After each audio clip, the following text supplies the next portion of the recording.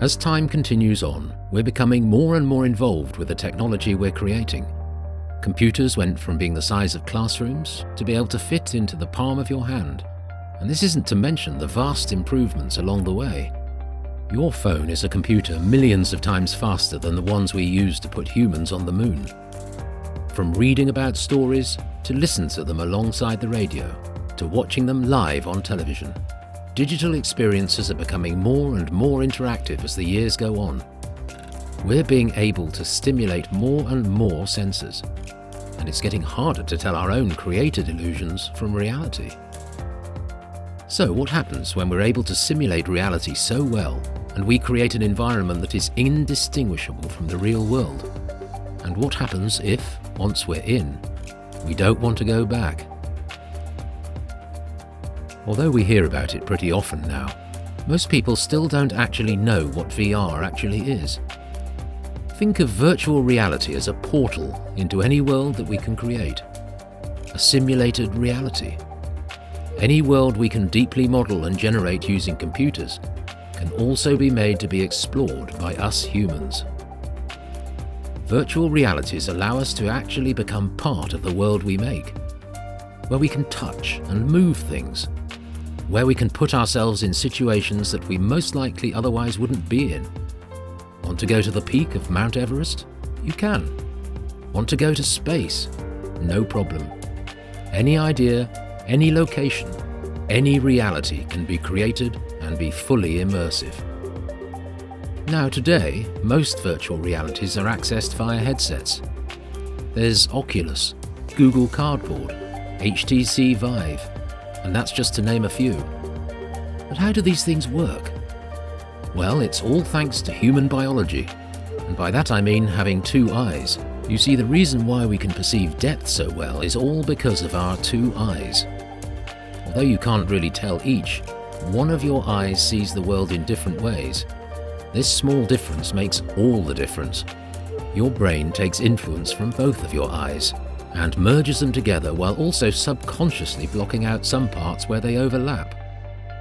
Virtual reality headsets mimic this blocking by giving each of your eyes a different view of the world. These headsets also have accelerometers and gyroscopes inside them, which is what is able to track your head movements as you enter virtual reality. And being able to experience something as interesting and as immersive as this for as low as $15 is kind of unreal. This sounds great and all, but what's the point of it?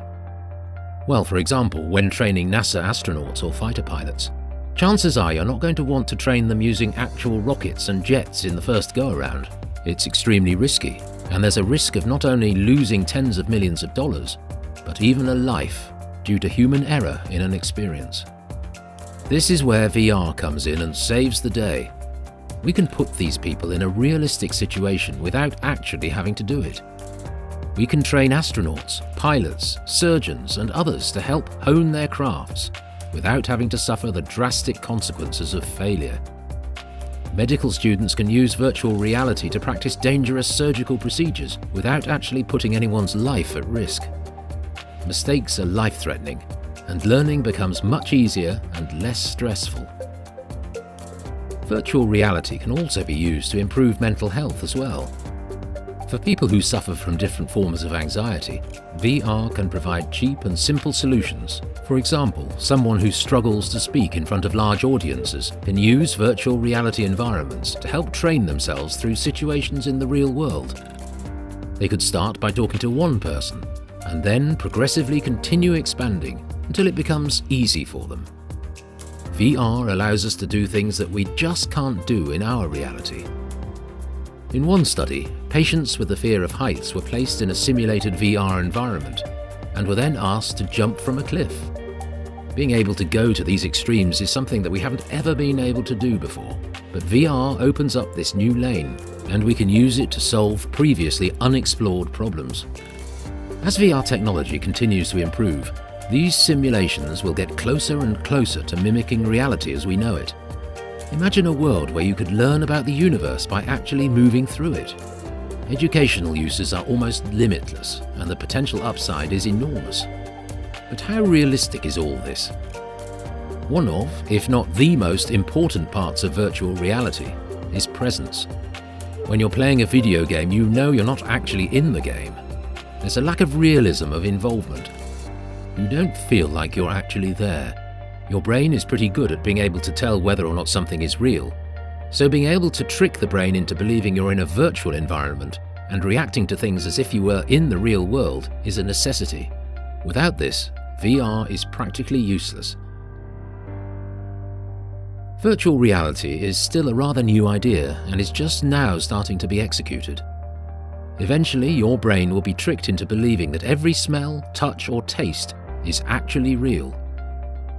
Achieving true and ultimate presence is going to be extremely difficult, but it isn't impossible. Although the human brain is smart and extremely attentive to details, it's pretty easy to trick.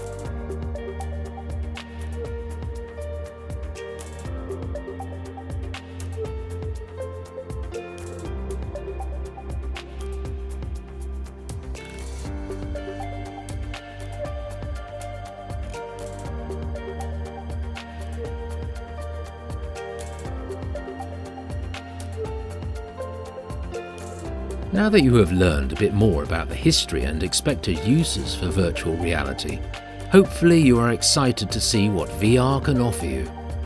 If VR doesn't sound like your thing, we offer several other experiences at the VR Zen Lounge.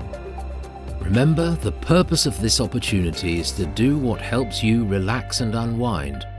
Or maybe instead, explore something exciting and new. Whether you prefer to be a spectator or participant in this time, we have a variety of options and technologies to make your visit the perfect personal escape.